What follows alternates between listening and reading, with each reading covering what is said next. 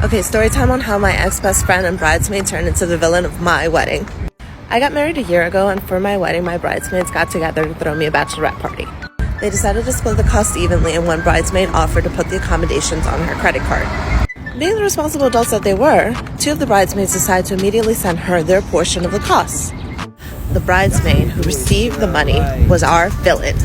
Just days after receiving those two payments from the bridesmaids, she informs the group that she's no longer able to use her credit card because her husband won't let her. But she's more than happy to return the funds from whence they came. Another one of the bridesmaids then steps up and says, I'm happy to pay with this on my credit card. You guys just send me your portions. And you, villain bridesmaid, send me the two portions you already received, plus your own. They decide to settle their funds up at the wedding since one of the bridesmaids, the one who is now paying for the accommodations, lives out of the country. When my bachelorette party rolls around, our villain bridesmaid is a no-show. The next day is the wedding rehearsal, and of course she shows. At the wedding rehearsal, the rest of the bridesmaids get together and ask her to please pay back the two portions she's already received, plus her own, because all of this has already been paid for. She insists that she will. She grabs her husband and says she's going to go to the ATM. She leaves to go pick up the money that she's supposed to pay back, but doesn't return. So the next morning, while everyone's getting ready, she's supposed to be going to the ATM to pick up the money to get to the bridesmaid. Nothing happens. She leaves the wedding early and nobody gets paid. For a couple of weeks, the bridesmaids go back and forth, insisting that she make this payment. She declines and says that she shouldn't have to pay that much because she didn't even attend the bachelorette party. Unfortunately, this has all been paid for, and now the bridesmaid, who lives out of the country, is out a significant amount of money. Because this girl accepted payments from the other two bridesmaids and didn't want to pay it forward when she didn't end up paying for any of it at all. I didn't happen to know that any of this was happening. None of the bridesmaids wanted to inform me. They wanted to make sure I had like a stress-free wedding, which I did at the time. But once I found out that this bridesmaid had stolen money from the other two bridesmaids, not paid a dime forward, and now my other friend of over a decade was out hundreds of dollars, I was livid. So I did what any smart bitch would do, and I helped my friend file a civil court case. Now, the civil court case was just to make her pay the amount of money that she owed. My friend would have even been happy with her just paying back the two portions that she had taken from the girls because she obviously had that money. It wasn't hers. But no, she didn't want to hear it. None of the text messages, none of the phone calls, none of the emails, nothing got her to pay this. When she no-shows, the judge rules against her and in favor of the bridesmaid who paid for all of the accommodations, like for part 2. So here's a story time on how I walked in on my ex-best friend talking crap about me. If someone constantly talks crap about all of their friends to you, they're probably talking crap about you too. Okay, so this all happened like when I first moved schools, and I was friends with like some other people, but there was this girl in my debate class who I was kind of like getting closer with, and she would always talk to me about like how she has no friends and like it's because she's always locked in on her sport and how like she just wants to be an academic weapon. That's kind of why no one wants to be her friend, because she has no time to hang out with people. But little did I know that wasn't the case. And like in my head, I was low-key feeling bad. I was like, oh my gosh, like that literally used to be me, and all I wanted was like for someone to give me a chance. And I was like, okay, so let me give her a chance. And like on the surface, like we really hit it off, and like we would really have a lot of things in common to say. And I think the reason why we bonded so well in the beginning was because there was this girl that I really didn't like because she used to bully me for my social media, and like we would low-key like both talk about her because we both didn't like her. And I'm sorry, but like some of the best friendships always start off that way.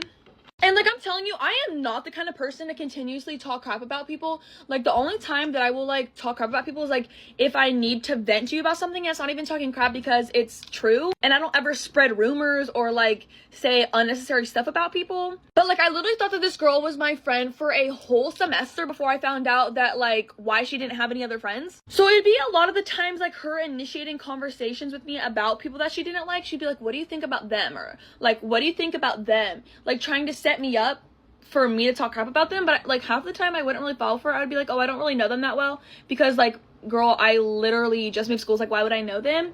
And she'd be like, oh my gosh, I hate them so much, like, they're so annoying. But then, like, I would see her, like, start talking to them or, like, try to be their friend, and I'm just like, girl, weren't you, like, literally just talking about that? And I'm telling you, like, when I say some nasty stuff about people, I don't go and be friends with them after. Like, the only time I ever, like, talk crap about people is if I'm, like, basically no contact. But, like, I didn't really suspect that she was talking crap about me to other people, because I was just like, why would she tell me all of this stuff if she, like, didn't trust me? So basically, this was, like, the second semester of freshman year, and I was in the bathroom. Guys, I was going through a freshman year, so I have so many story times from that. But I was in the bathroom, and I was just sitting in the stall because, like, I didn't feel that great. And all I hear is, like, a bunch of people walk in, and, like, mind you, they're all vaping in the bathroom. And guys, I don't vape, like, no judgment, but I don't vape. And, they just all start talking crap about a ton of people, and then I hear the girl that I was friends with walk into the bathroom, and I didn't say anything because they were low-key, like, giving mad tea, and I don't think they were looking at who was in the bathroom. And then all of a sudden, like, a few minutes go by, and I hear the girl that I used to be friends with go, like, what do you guys think about that new girl, like, Maya? And all the other people were like, well, we don't know her that well, like, we don't really have any classes together, and da, da, da, da. And then the girl that I was friends with, she was like, bro, like, she has a social, like, she's like a platform on social media, and she's, like, really annoying, which is so ironic because, like, she was saying about how she wanted to start on social media but she's scared and da da da, and I'm like, okay, so, like, basically you're jealous. But anyways, the other girls, they were just like, oh, I didn't know and stuff like that, and, like, they weren't really, like, talking crap about me. They were just like, oh, and she was like, yeah, she thinks that we're friends and stuff like that, and I'm like, girl, no. So basically, I let it go on for a few minutes. That's basically all she says about me. She says some, like, other stuff that's just, like, how I'm annoying, and, like, how she thinks that I think that we're friends, and that, like, I'm always trying to talk to her. Because also, like, when I was on my first day of school, I sat with her at lunch, and I continued to sit with her because I didn't think that she would take the invitation away. But apparently, like, that was only a one-day thing.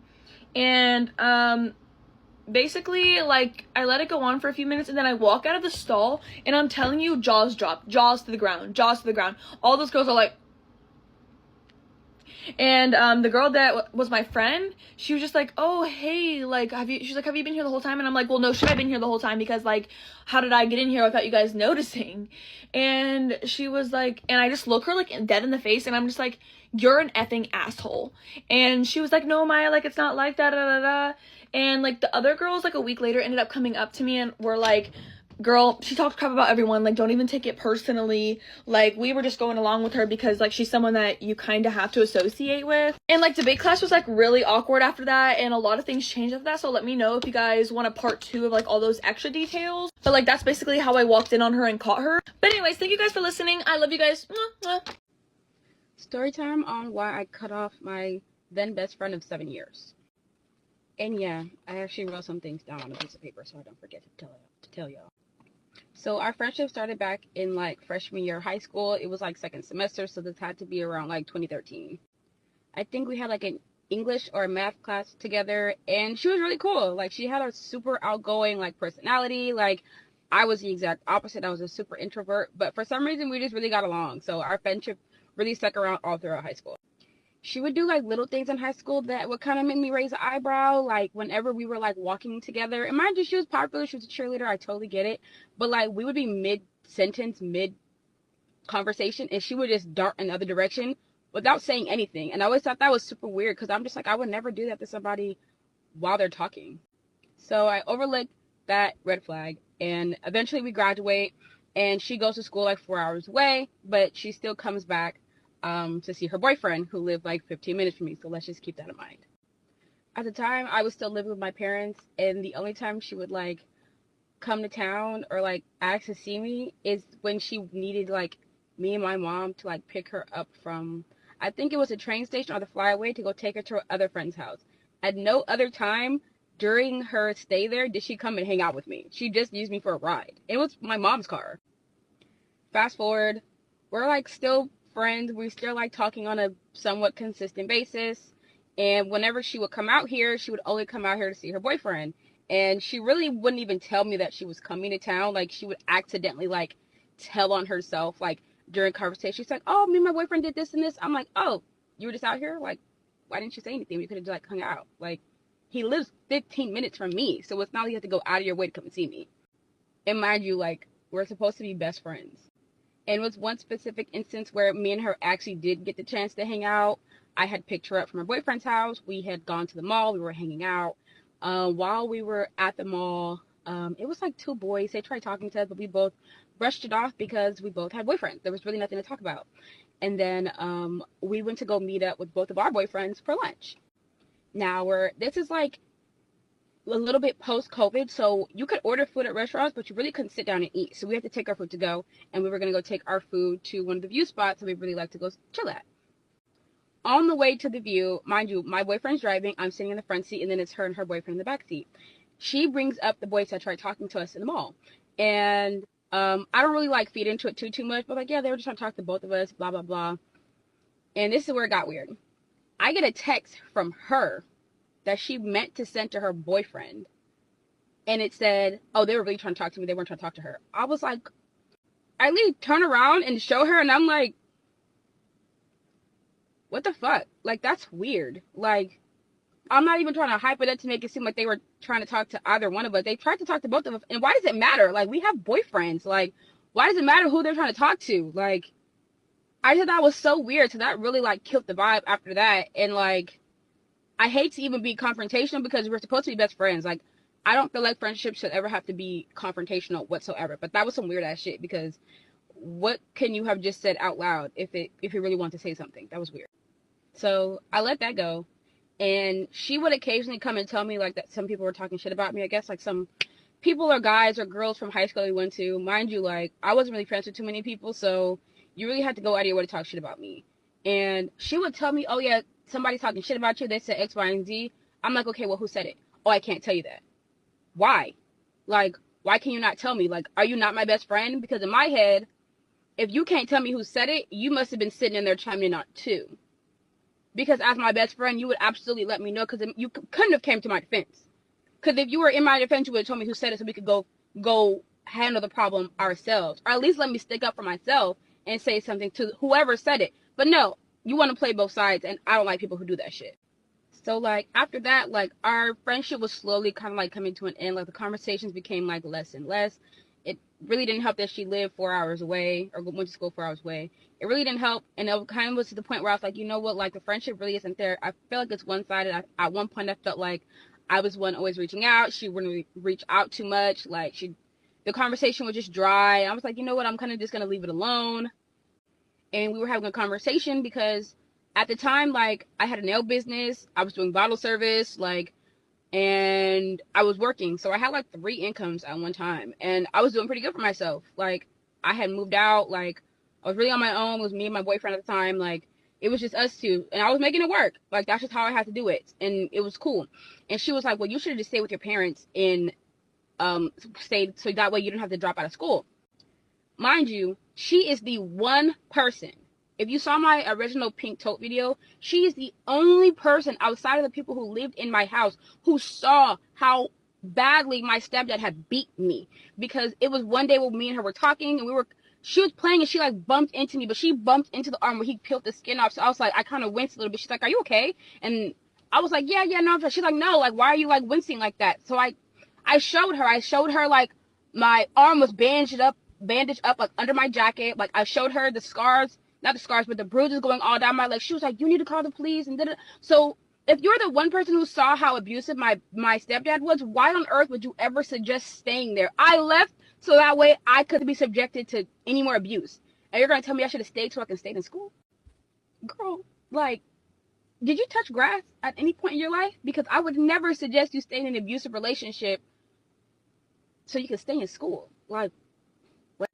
I know, I should have ended right there. I should have ended the friendship like right then and right there, but I was like, you know what, like, maybe she just doesn't understand like what I'm going through. But now that I'm older, you absolutely understand. Like, people know what they're saying, they know what they're doing. And this right here was the straw that essentially broke the camel's back.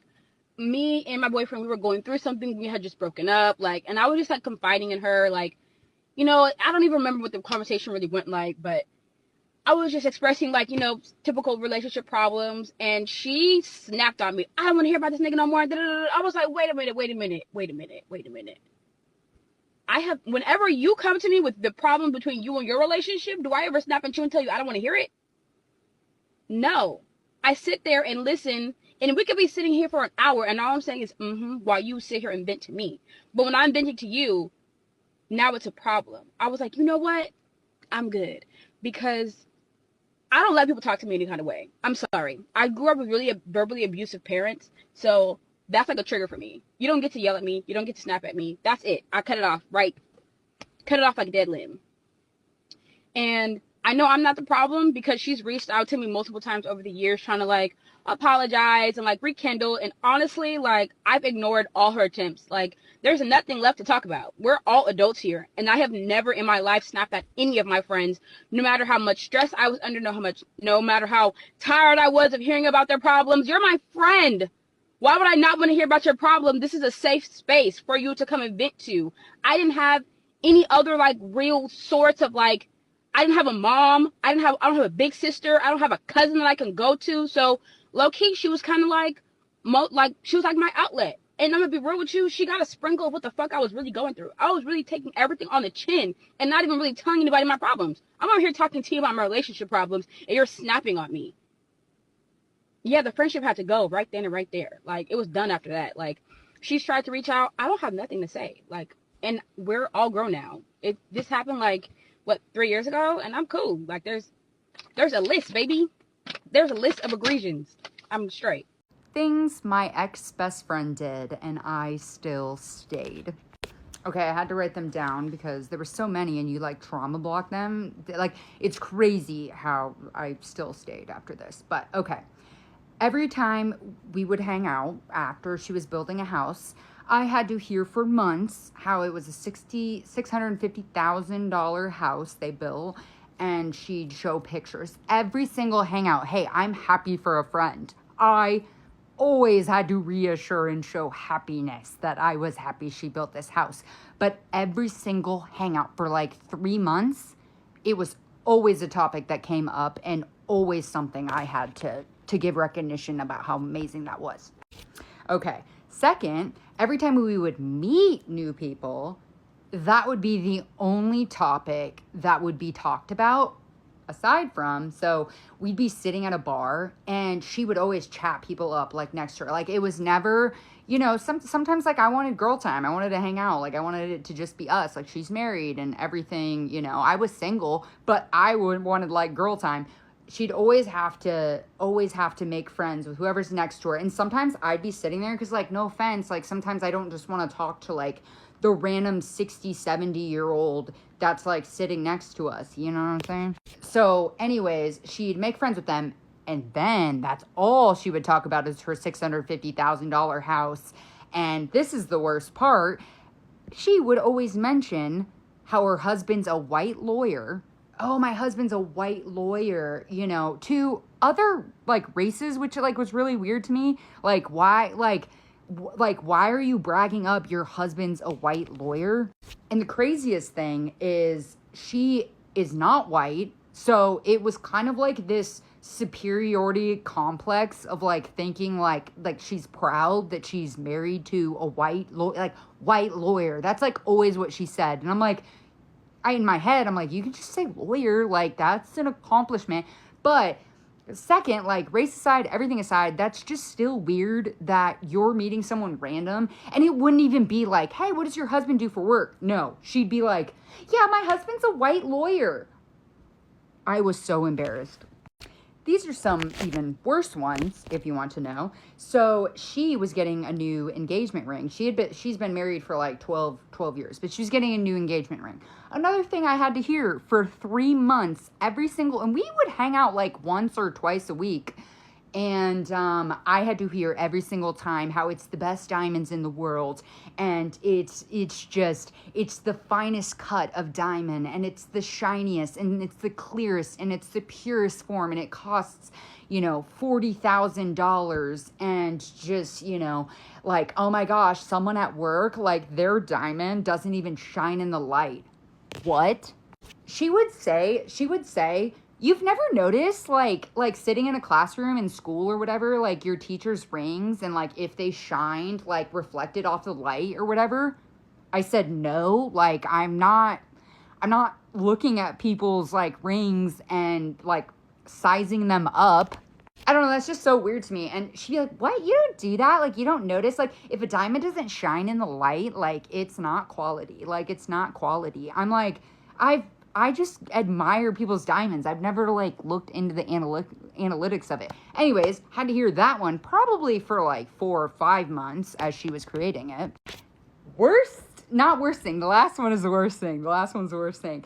But I got engaged, and suddenly she got jealous. And again, I'm just being kind and nice this whole time, just trying to be happy, because I had been dealing with jerks, and you'd think your best friend would be happy for you. No.